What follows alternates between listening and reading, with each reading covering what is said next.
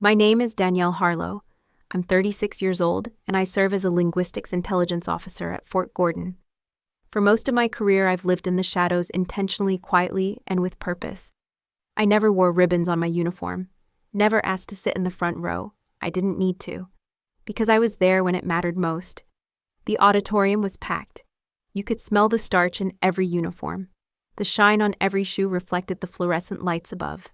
But all I could hear was my father's voice, sharp, dismissive, echoing through 3 rows ahead of me. No soldier needs Arabic, Pashto, or Farsi. He scoffed just as the master of ceremony mentioned linguistic intelligence in the context of covert missions. His tone was loud, careless, designed to be overheard.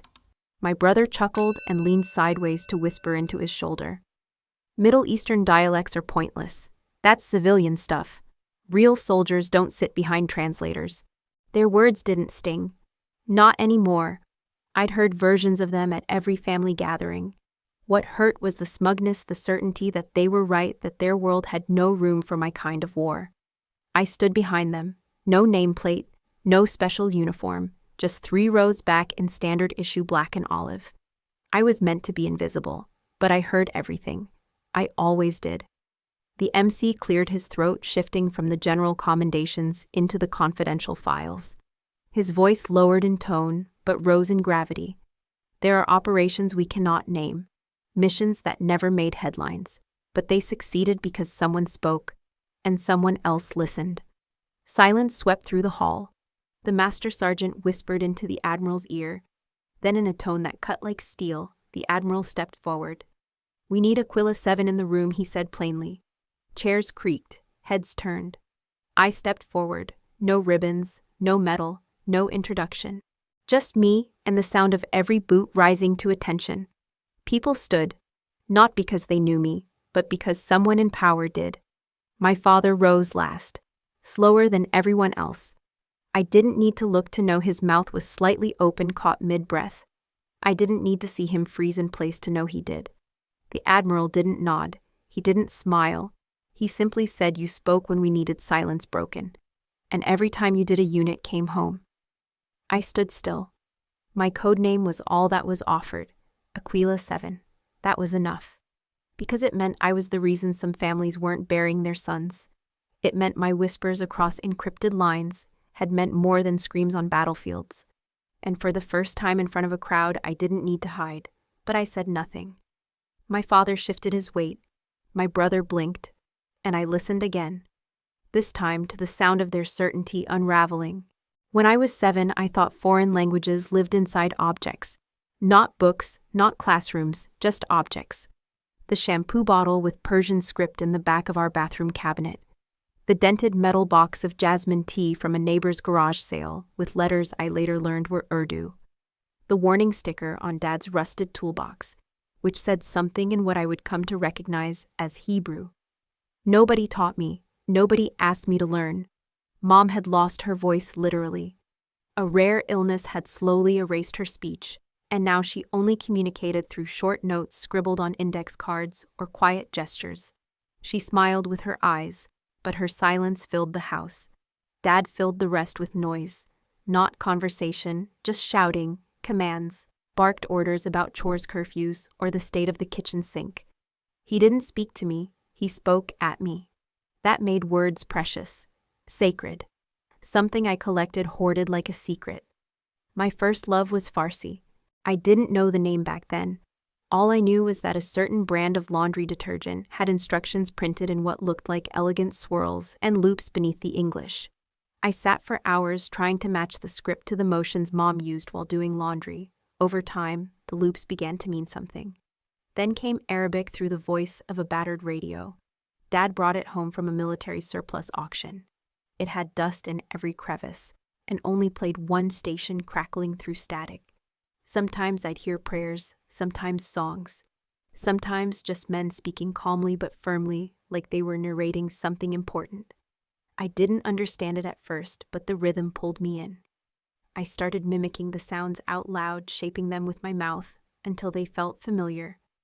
Languages became my lullaby, my secret garden. And then came Hebrew. I had seen it in fragments on packaging, old books in the school library. even the inside of a second-hand jacket.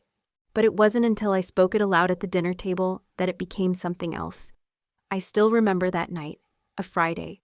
I had memorized a short line from a children's story written in Hebrew. I was proud. I thought Dad would be impressed. I waited for the moment. He was quiet for once, distracted by a news segment on the TV behind me. I recited the line softly, more to myself than to anyone. He didn't even look up. Just said flat and cold, "Say it again and you'll do push-ups." I was stunned. I hadn't been trying to be disrespectful. I hadn't been trying to be anything at all except curious, alive. He saw it differently. In his world, languages were threats. Otherness was disobedience. He didn't like what he couldn't control. I didn't speak Hebrew out loud again for a year, but I didn't stop learning. By the time I was 10, I could distinguish between Levantine and Gulf dialects of Arabic just by listening to a sentence. I could read simple paragraphs in Farsi. I understood the cadence of Hebrew even when the letters blurred. Language had become a kind of armor, soft and visible, and mine. Mom noticed, though. She never said a word.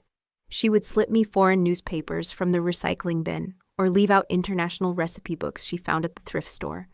Once she gave me a magazine with half the pages written in French. It had a sticky note attached that simply read, "You might like page 12." I memorized every word on that page, even the ads. Language gave me what my home could not: connection, meaning, identity. It gave me power even when no one saw it yet.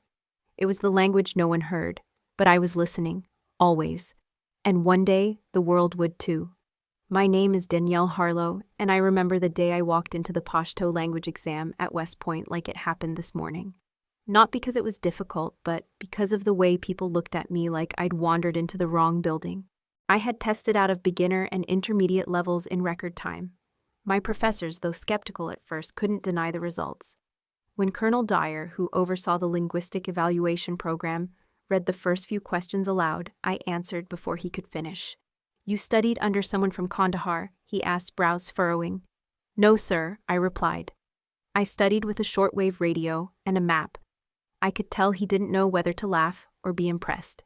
"Your accent, it's distinctly southern Afghanistan." "Border dialect, I noticed," I said softly. That's when I heard the chuckle behind me. Then a low voice, sharp, amused, and full of condescension, cut through the stillness of the classroom. "Trying to flirt with the enemy, Harlow." The voice belonged to James Cutter, a third-generation infantry brat, with more medals in his family than books on his shelf. He had barely passed Spanish 2 the previous semester. I didn't answer him. I didn't look back. Instead, I glanced at the test sheet again, memorizing not just the vocabulary, but the spacing, the formatting, the shape of the symbols on the edge of the page. My brain didn't just learn languages, it absorbed the code behind the words. I marked the final question with calm precision and stood up. Colonel Dyer motioned for me to wait. He glanced at my answer sheet and blinked rapidly. "This is Harlow. How do you know these idiomatic expressions?" I hesitated. "They're usually used by insurgents when they shift routes or change drop points. I heard them in call intercepts online." He blinked again. "You intercepted encrypted traffic." "No, sir, public channels, old ones, forgotten but still active." He didn't speak for a moment. Then he nodded slowly, dismissed. That night I lay in my dorm bunk, staring at the ceiling, my mind restless despite my exhaustion. I kept replaying the exam. Not the questions, those were easy. It was that sneer in Cutter's voice. That assumption. That laughter. My mind drifted, as it often did, into dreams coded like puzzles. That night I dreamt I was in a desert safe house, listening through an old Russian-made receiver. A voice, breathy, urgent, whispered in Arabic mixed with Dari. "The package moves at dusk. Change route. Same signal. 2 guards." I woke up gasping. I wrote it all down, every phrase, every pause, every inflection. Then I translated it 3 different ways: literal, idiomatic, strategic. And when I showed it to my intelligence professor the next day, he glanced up at me slowly, like I'd handed him something radioactive. "Where did you get this?" "I dreamt it," I replied. He didn't laugh. He didn't dismiss me. He just said, "Keep dreaming." Later that week, during a simulation drill, I was placed in a communications tent with Cutter and 2 others. Our objective was simple: intercept a coded message and determine its location. Cutter rolled his eyes. "This is just a glorified crossword," I kept quiet. The message came through at 02:43 hours. Cutter read it aloud. Red songbird leaves at night. Guarded sky. He tossed the paper aside. Nonsense. I picked it up. It's not nonsense. Songbird means asset. Guarded sky refers to drone surveillance. They're trying to extract someone through mountainous terrain. The room fell silent. What do you think, Harlow? Our sergeant asked. I think they'll exit through Wakan corridor. There's cloud cover tonight. If we don't redirect now, they're gone by sunrise. He relayed my theory up the chain. Hours later, command confirmed a high-value target had attempted an escape through the same corridor. Thanks to the redirect we intercepted. They didn't tell the press. They never do. But Cutter never joked again, not to me. He just looked at me sideways, like I was a creature he couldn't categorize. I wasn't offended. I understood. Because when people can't define what you are, they either mock you or fear you. And in my case, they eventually needed me more than they liked admitting. That year I started keeping journals coded, annotated, multilingual. Every dream, every overheard phrase, every instinct went into those pages. Because I knew something they didn't. Languages are more than communication. They're pattern, rhythm, heartbeat. And when you hear the pulse of a region, you hear the fear before it's spoken. The betrayal before it's committed. The ambush before it's triggered. West Point gave me the uniform, but languages, they gave me vision.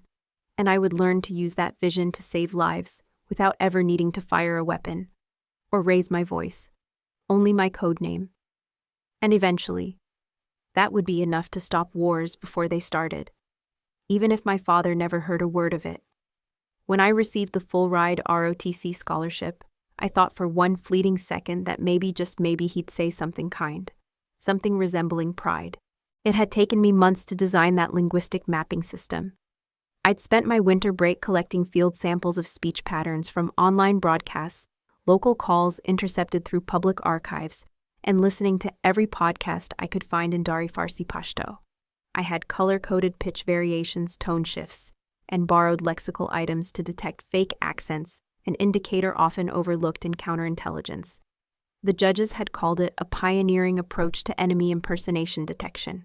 And so with trembling hands, I walked into the kitchen, the envelope warm from my grip. My father was at the counter scribbling down a grocery list. His black military watch caught the light. "Dad," I said, I got this today." He didn't turn around. I slid the envelope onto the table beside his notepad. He glanced at it briefly, his eyes moved over the government seal, the weight of the envelope, the return address. His face didn't change. Then slowly he folded it in half without opening it and set it aside, right next to the shopping list. "Don't forget to buy milk," he muttered. I stood there, the hum of the refrigerator louder than it should have been. From behind me, Evan chuckled. "That thing looks like a CIA file. All that work, and you don't even get to shoot anyone." He picked up the envelope and flapped it like a fan. "Where's the fun in speaking alphabet soup?" I didn't respond. I just nodded quietly. Took the letter back and walked toward the hallway.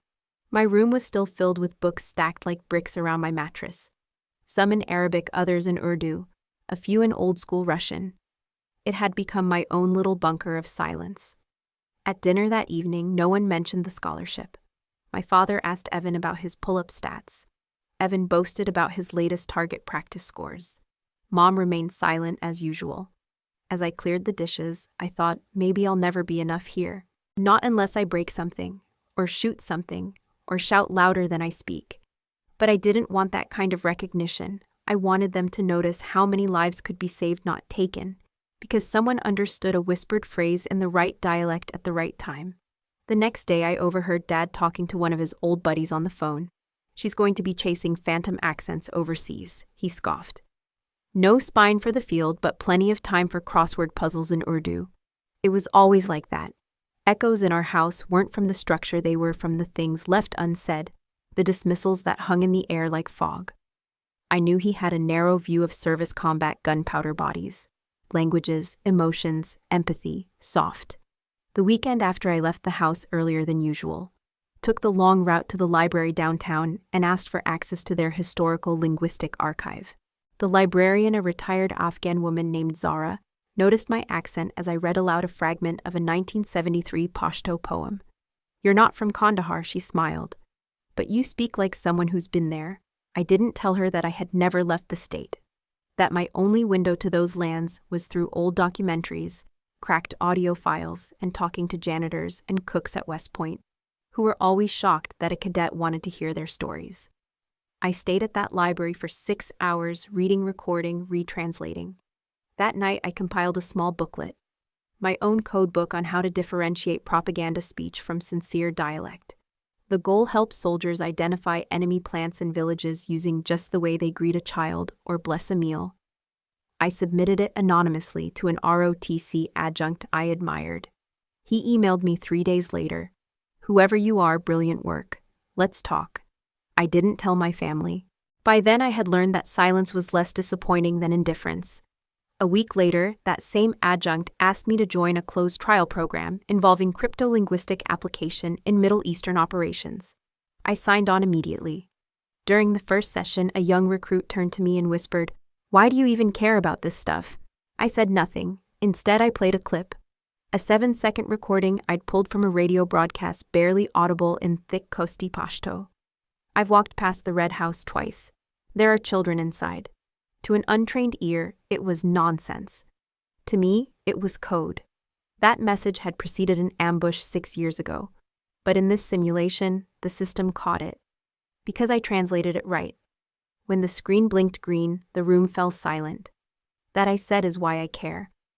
I kept the printout of my scholarship acceptance folded in my uniform pocket for the rest of that year.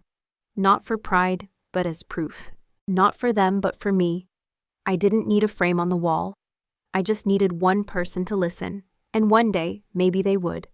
I remember the dry wind in Ramadi like it was yesterday. It had a sound to it low, constant, like the whisper of something ancient trying to speak again.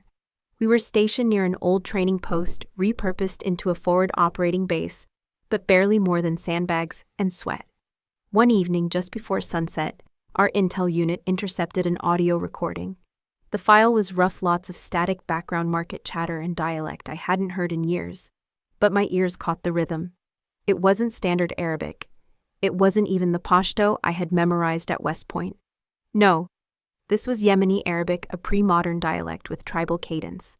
I recognized it from a half-burned cassette I once found in an old language archive. As the team played the tape over the comms speaker, a younger officer, Lieutenant Carver, new boots, still too clean, laughed. "We already got Google Translate. What's the point of all that fancy ear training?" He was met with chuckles. I said nothing, but I was already writing left to right to left, capturing the threats hidden between honorifics and coded references to fathers of the crescent. 10 minutes passed. I had the translation, and it wasn't good. اسمع، لا تقتربوا من الممر الشرقي. هناك مفاجآت تنتظركم. الموت قادم مع الريح، لا تتبعوه. الكلاب في الخارج، والليل يغني لهم. ابقوا مختبئين حتى تسمعوا الطائر يصيح 3 مرات. ثم تحركوا، لكن لا تخطئوا. الكلمة الأخيرة ستكون لنا. They were planning a coordinated strike on a civilian medical center. Worse, the voice named a known contact, someone our intel marked as low risk. I turned to our captain. "Sir, this isn't just chatter. They're setting a convergence point northeast of us, exact coordinates, match the market route for aid deliveries." He raised an eyebrow. "You sure they're using archaic phrasing to mask it?" "But yes. There's a phrase, 'The hand that pours sugar will see the flames first.' It's tribal warning code." He studied me for a second, then gave the call. "Scramble the drone. Cross-verify those coordinates." 8 minutes later, the drone feed picked up 2 trucks tarp-covered parked beside what looked like an empty stall. I saw one man lift the tarp-shaped charges. The order to strike came quickly. I didn't watch the feed. I didn't need to. The captain didn't make a speech. He simply walked over to me and said, "Keep that earpiece on.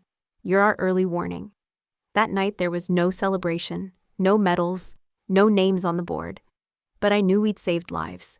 Maybe dozens, maybe more. Still, when the official report circulated, the entry read, "Intercepted chatter led to disruption of hostile supply point." No names, no notes on dialect. No mention of who understood it. Back in the mess hall later that week, Carver avoided eye contact. But I caught him staring at my notebook once. He didn't say anything. The silence in Ramadi taught me more than any classroom. The way language lives beneath the surface. The way listening becomes survival. The way invisibility can be a kind of shield but also a burden. Some nights I would sit on the rooftop radio on one side, tea on the other, and I'd repeat those dialects in my mind like prayers. Farsi, Pashto, Arabic, even some old Dari. Sometimes I'd whisper them out loud to the stars as if the sky could carry the syllables to someone else who might need them. But back home I knew none of it would matter. My father still believed war was muscle and maps. My brother still thought I was the family translator who never fired a weapon. And me, I was learning that not every victory left visible scars. Some were silent, some were sand. I didn't notice it at first. The first report came back from the Ramadi operation crisp and formal as expected. It mentioned the intercepted audio. It credited the translation, but there was no name, not even Aquila 7. Just translated by linguistics support team. I thought it was a clerical oversight. It happened. But then came the second report. This time, the audio file had been retagged. The timestamp was altered by exactly 3 minutes. That small change could have made a huge difference because 3 minutes earlier, the original file contained a phrase indicating a second target. A warning. Without it, the operation's success looked incomplete, almost lucky. I ran the original file through my personal archive, something I kept synced and encrypted outside the main system. It still had the original timestamp. But in the official network, the revised version was the only one accessible. I didn't raise it. I took screenshots. I started logging changes. Every report, every file touched.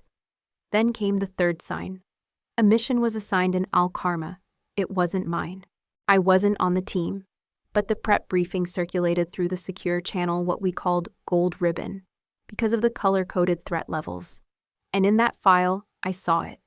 Aquila 7, my code name, attached to a mission team I wasn't part of. Target zone, an unstable checkpoint known for IED activity. Civilian presence, no language unit on site. No one to identify tribal markers.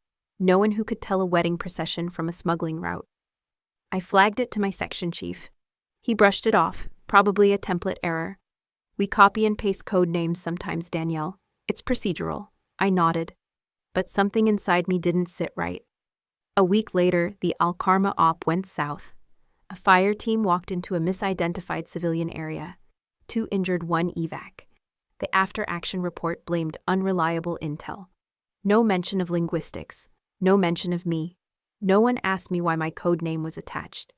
It would have been easy to ignore, easy to focus on the next assignment. But the pattern kept growing.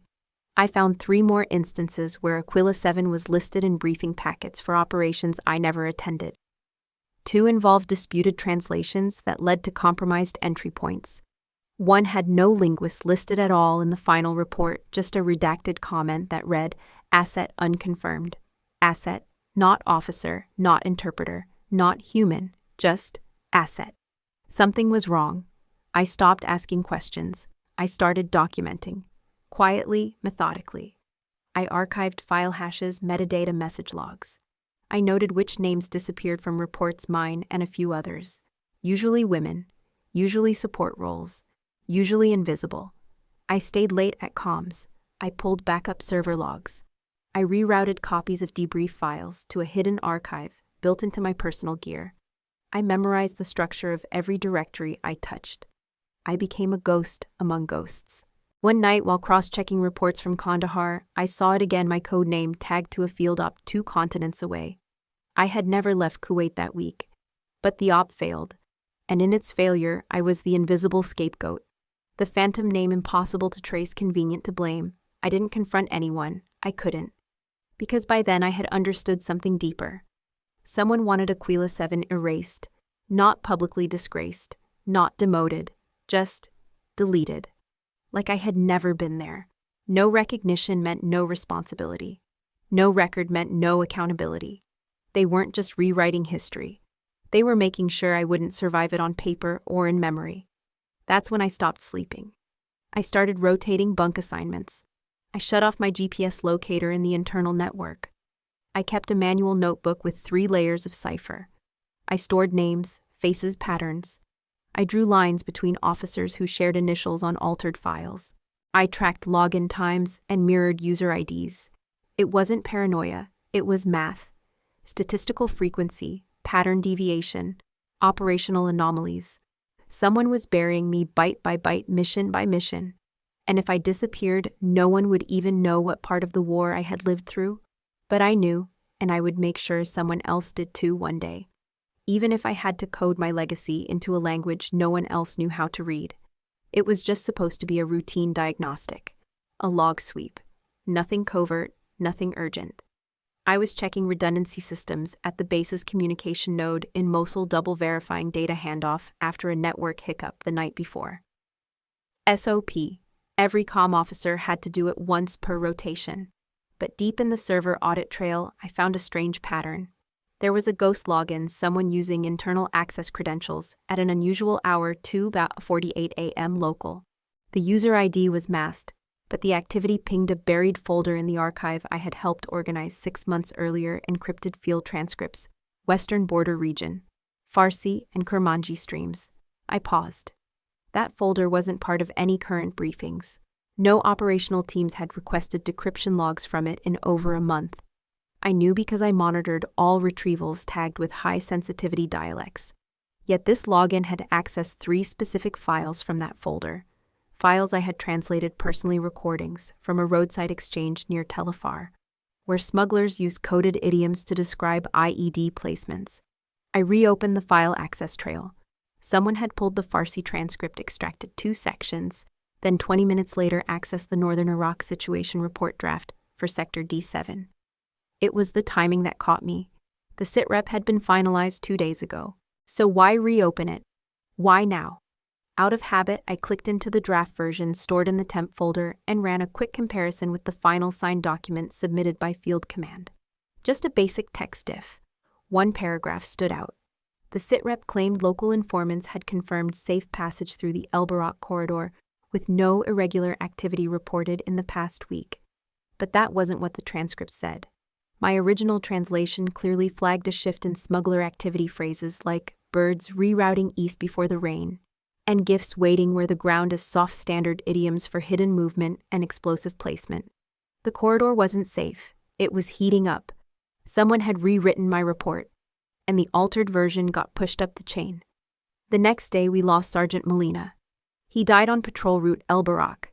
His Humvee hit an IED buried along the bend. The incident was recorded as unanticipated hostile escalation. But it wasn't unanticipated.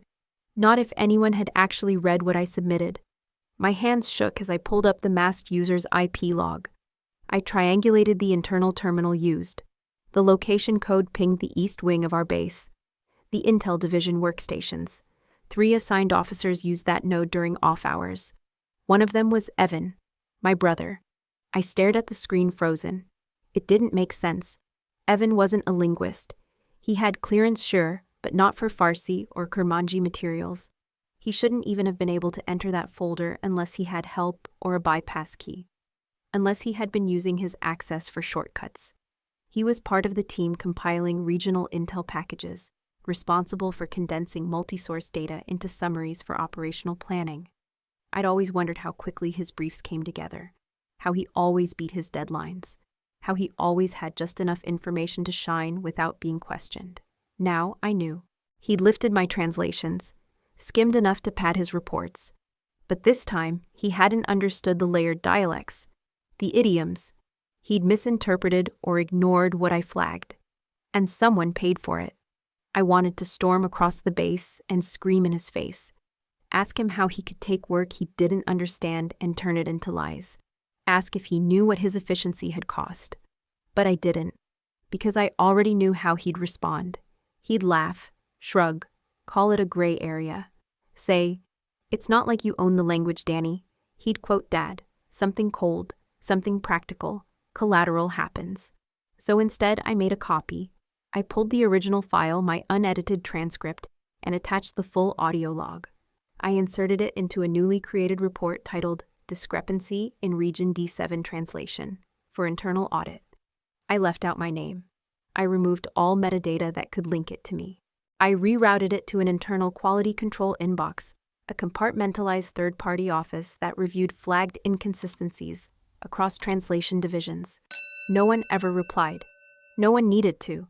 Just receiving it was enough to start an internal inquiry.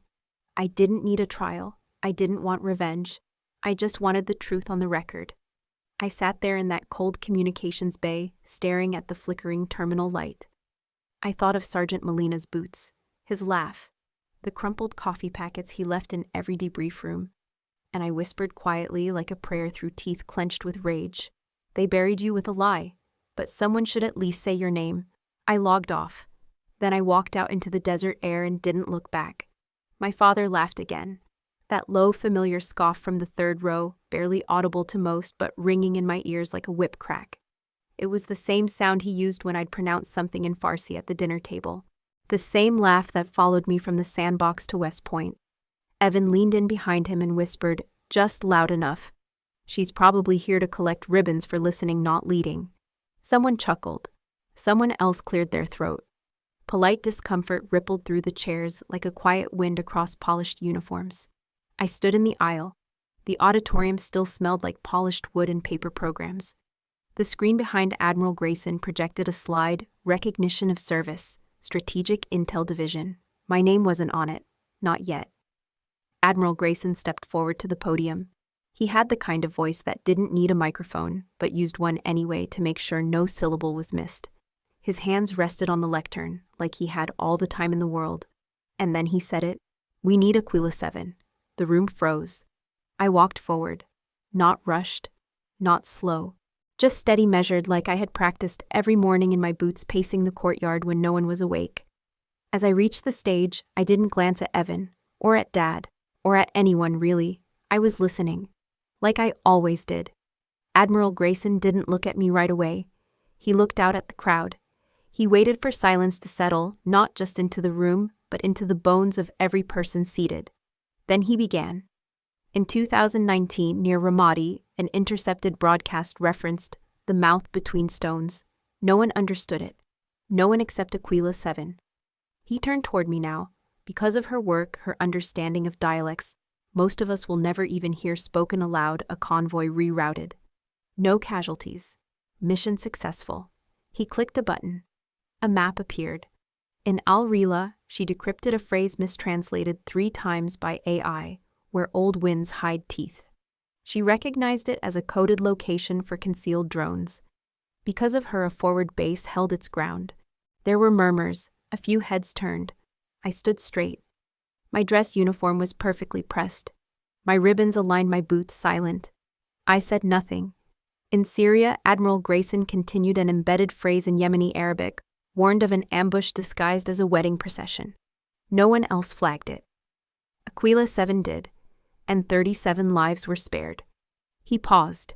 This operative, this soldier, has operated in the shadows, unseen, often unnamed. Then he looked down at his script, but didn't read it. He folded the paper in half and let it rest beside the microphone. Today we don't call her specialist or analyst. Today we call her what she earned. Captain Danielle Harlow stepped forward. My feet moved, but my chest felt tight. I wasn't used to this kind of space. Spotlights were for people who made noise. I translated noise. I interpreted silence. But I stepped forward. إذا عبروا النهر مع الصباح فافتحوا العيون عند الغروب. الطفل في القارب ليس وحده. هناك طير يحوم فوق الهدف ينتظر من يوقظه. لكن النسر لا يصيح إن كانت الأرض خرساء. انتبهوا للصمت. Admiral Grayson pinned the insignia carefully, his fingers steady. As he stepped back, he didn't salute yet. He nodded first. Then, clean sharp, he raised his hand in full salute. Others followed, row by row, officer by officer, uniforms rising like a wave. And in the third row, Dad sat stiff. His eyes didn't blink, his mouth pressed shut. The smug curve was gone, replaced by something unfamiliar, something like confusion wrapped in regret. Evan turned his head slightly, as if hoping someone would explain what just happened. No one did, because they weren't the ones who needed to understand. I was, and I did. I understood that this moment wasn't for them. It wasn't even for me. It was for every voice I had translated that would never stand on a podium. For every ancient word no machine could learn. For every soldier who got to go home because I heard something the world chose not to hear. As the applause broke out loud and full, I didn't flinch, because I knew this was just the beginning. Not of being seen, but of making what I saw matter. My name was never called again that day. Not from my family, not from anyone in that third row. But the moment Admiral Grayson stepped back, having saluted me with the full weight of his rank, something shifted in the air. It was heavier than silence, denser than ceremony. It was truth. My father sat motionless for a full second. Then slowly, painfully, as if rising, cost him something more than pride, he stood. He didn't clap, he didn't smile, he didn't even look at me directly. He stood like a man trying to remember if this moment was real or a punishment. His hands were clenched at his sides, white-knuckled. For the first time in my life, I saw him uncertain, unarmed, unmasked. Next to him, Evan kept his eyes down. He didn't move, not even to acknowledge Dad. The same man who once asked why I wasted time with backward languages. The same brother who laughed at every dialect I mastered. Neither had words now, not one. But they didn't need to speak. Because every officer in that room had already spoken in how they rose, how they saluted, how they looked at me as I stood still at center stage. They saw me, not as someone's daughter, not as a whisperer of foreign things, but as a soldier who had been on the front lines even when the map said otherwise, as someone who heard before others even thought to listen. I didn't smile, I didn't bow, I didn't look back at them. I took 3 steps forward and stood at the center. No podium, no speech, just a woman who had been asked to show up. That was my whole life, really. Showing up when no one else could hear the warning, when the data didn't make sense, when the voice behind the static needed translation, not interpretation. No medal was pinned to my chest. No fanfare followed the applause. And that was perfect. Because recognition, the kind that matters, isn't about ceremony. It's about knowing you did something when no one believed you could. It's about knowing the silence that surrounds you isn't emptiness, it's earned quiet. The kind only those who've stood at the edge understand. And right now, I stood in that quiet. Admiral Grayson stepped to the side, giving me space, but not leaving. I could feel the weight of his presence just behind me, steady like a mountain. He didn't say anything else. He didn't need to. From the corner of my eye, I noticed the ripple in the audience. One of the younger officers leaned to whisper, and his commanding officer nudged him to silence. Not because whispers weren't allowed, but because this moment didn't deserve commentary. It deserved gravity. Behind me, the slide was still glowing faintly with the name Aquila 7. A name most of the people in the room had only read in reports. A name that didn't have a face until now. Until I stood where I was told to. Until I let them see me not as the ghost behind the intel, but as the person who lived inside every overlooked transmission. My father's body was still tense. I could see it in the way his shoulders rose. His jaw ticked. But he didn't sit back down. He just stood there. For the first time, he didn't try to interrupt the room with his presence. He didn't insert himself. He didn't scoff or speak or control. He froze. And Evan couldn't even fake composure. His head remained low, his hands clasped. All those years of snide remarks of smug superiority over real combat versus desk intelligence collapsed under one truth. Every mission I touched came home. And theirs didn't always. I never needed to shout that fact. I never had to prove anything. I just did the work. In silence. In shadows. In languages they said weren't useful. That's the part that stung the most for them, I think. That it wasn't vengeance. It wasn't spite. It wasn't rebellion. It was purpose. Purpose doesn't ask for permission. It doesn't need validation. It just keeps showing up. So I stood there, letting the moment breathe. I didn't need the microphone. I didn't need a list of names or citations. I let the silence speak for me. I let every life saved in Syria, every ambush avoided in Ramadi, every misinterpreted phrase I corrected, I let all of it echo louder than applause. The Admiral nodded again. Brief, measured. Then he returned to the microphone, not to replace me, but to close the moment. That will conclude this portion of the ceremony. Just that. No embellishment. Just an end as precise as the work I had always done. And as I turned and walked off stage past the rows of those who had risen, I didn't seek eyes. I didn't search for pride in my father's face or apology in Evan's. Because this wasn't their moment of realization, it was mine. It always had been. The sound of ice clinking in a tumbler was the first thing I noticed. That and the hush that always settles when someone walks in who doesn't belong or wasn't expected. I stepped into the officer's lounge out of habit, not invitation. A habit formed by years of never needing permission, yet knowing every threshold I crossed would come with whispers behind it. The door clicked shut behind me, and I heard it soft, almost playful. "She's just a translator." I didn't flinch. Someone else let out a quiet scoff. Another voice responded smugly, amused, "Ghost name." Sounds like branding. There it was. They hadn't expected Aquila 7 to be a woman, let alone someone who wore no medals, gave no speech, and walked like she didn't need either. I walked past them slow and even toward the far end of the lounge, where the coffee station sat half full, lukewarm, just the way I liked it. The room was still dressed in uniforms and stiff collars, but the tone had shifted from celebration to post-game analysis. Now it was about sorting out what they'd seen, or rather what they'd misjudged. As I stirred my cup, I caught the glance of one Lieutenant Young, eyes sharp. He looked down almost instantly. Another chuckled nervously behind me. I mean, intelligence gets flashy too, I guess. Still no one said anything to me directly. Still no one dared. And then I heard it. A voice with the weight of memory spoken with just enough steel to cut through the murmurs. "She's the one who caught the false neutral in Alpha Male." The room stilled. I turned slightly, just enough to see the speaker. Major Leland. Recon Division. I remembered him. He'd been the one who brought in that suspicious convoy from Alpha Male and nearly greenlit it as friendly.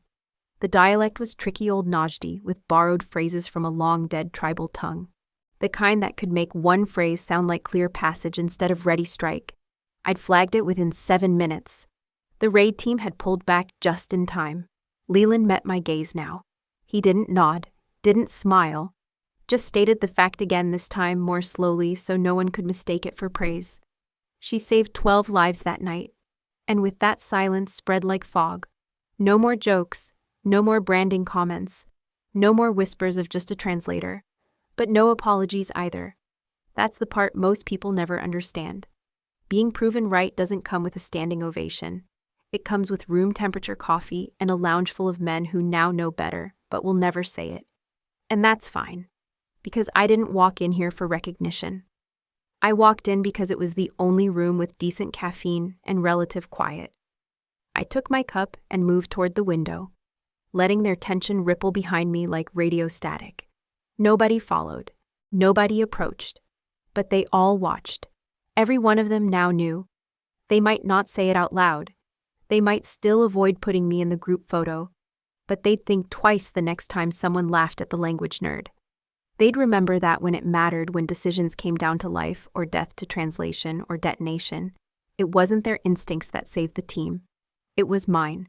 And it was recorded whether they liked it or not. I sipped my coffee.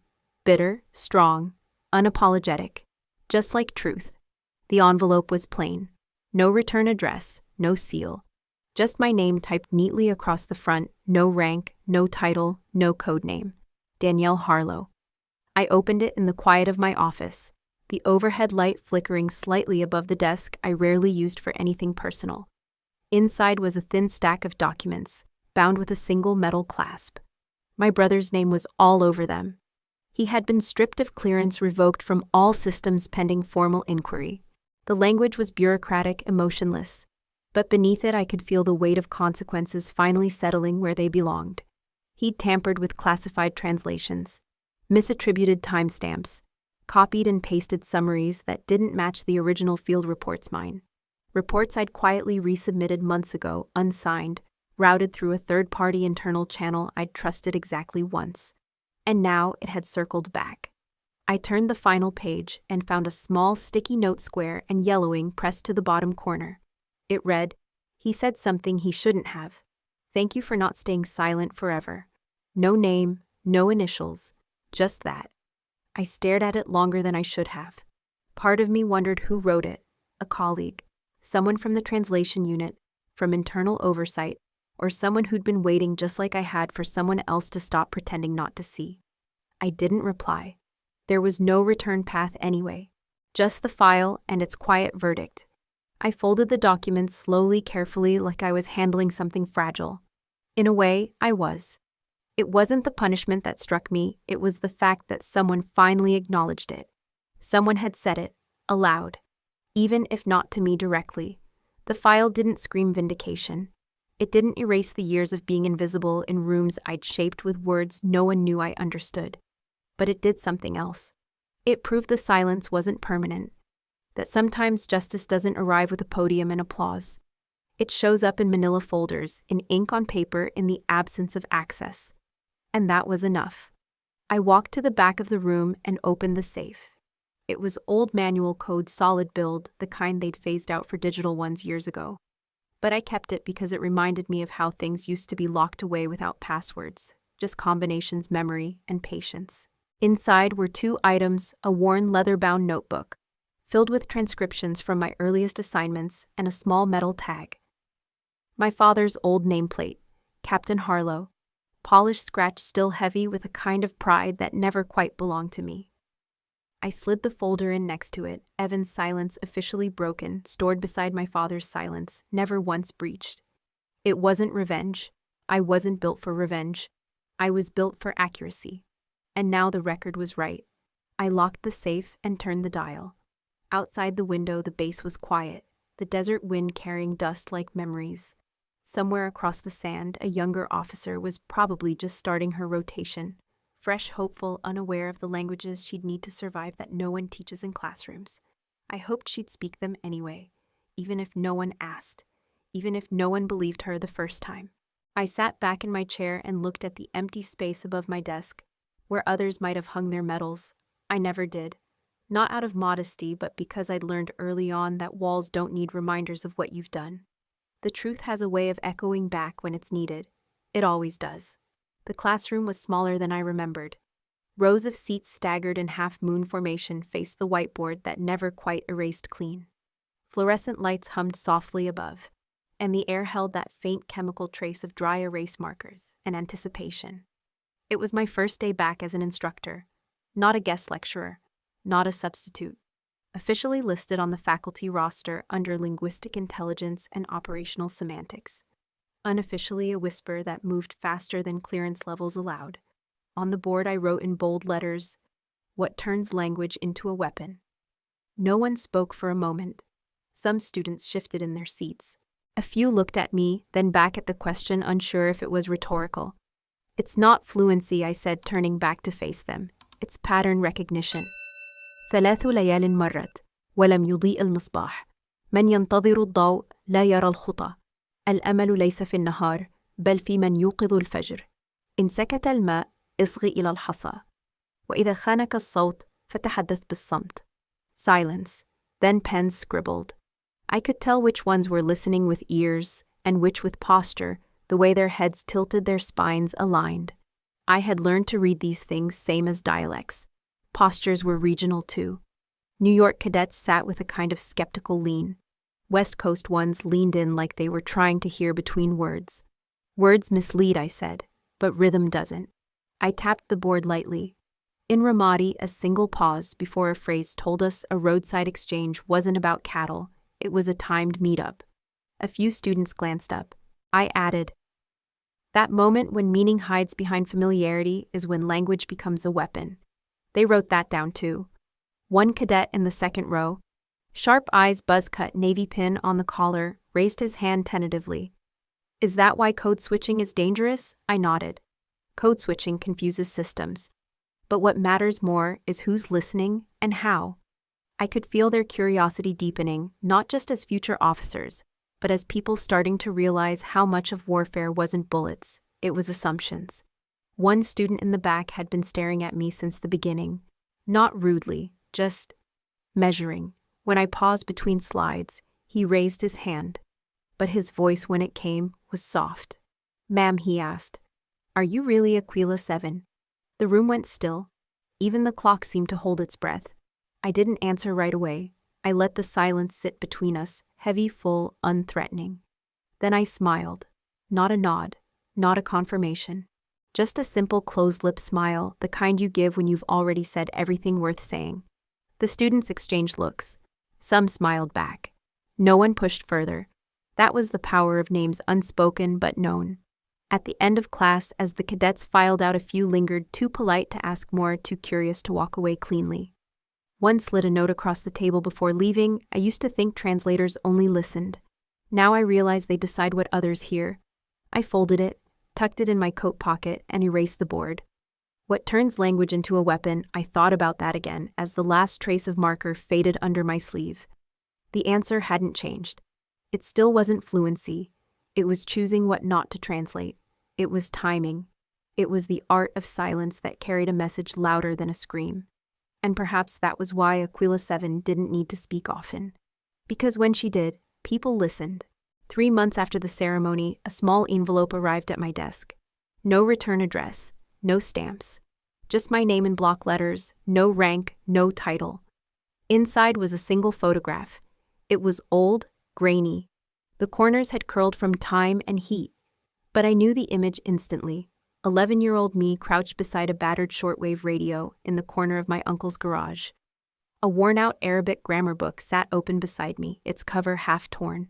The radio once used for storm broadcasts crackled faintly in the background, probably picking up stray transmissions from the Mediterranean coast. I remembered that afternoon. It was the first time I'd ever translated something out loud. A man on the other end had spoken in clipped, tired Yemeni Arabic. I couldn't catch much, just fragments, but I sat there for hours scribbling what little I understood. It was nonsense, mostly weather updates and static. But that day, I felt like I had unlocked something ancient. On the back of the photo, in neat cursive, was a message. Some names don't need to be said. They're already remembered. No signature, no indication of who had taken the picture. But I knew it was my uncle who'd snapped that photo. He passed when I was 16. And he had always told me that real names, the ones that mattered, weren't always the ones stamped on IDs. I placed the photo on the desk, then opened the top drawer and pulled out an old sheet of paper folded in thirds. My ROTC scholarship letter. I hadn't looked at it in years. The ink had faded, but the words still rang clear. It was the first official acknowledgement that I had value, not as a daughter, not as a sister, but as an individual. A mind. A future. No one in my family had ever commented when I got the letter. No one had celebrated. But I had framed it myself. Back then it sat quietly in my dorm room beside my bed. A small anchor. I unfolded it, now ran my fingers along the edges, and placed it beside the photo, then took both to the bookshelf. There was a frame I'd never used, plain oak, no embellishments. I slid the letter behind the photo, letting only the top of the letter show. The photograph now rested against it, angled toward the window where afternoon light poured in. I didn't add any medals or commendation plaques. Not the Ramadi citation, not the Syria file, not the Al Rila extraction clearance. They were all in my cabinet, locked, sealed, clean. This small memory of a girl with a book and a broken radio meant more than all of them combined. Because she wasn't trying to prove anything. She wasn't hoping for a ceremony. She just wanted to understand.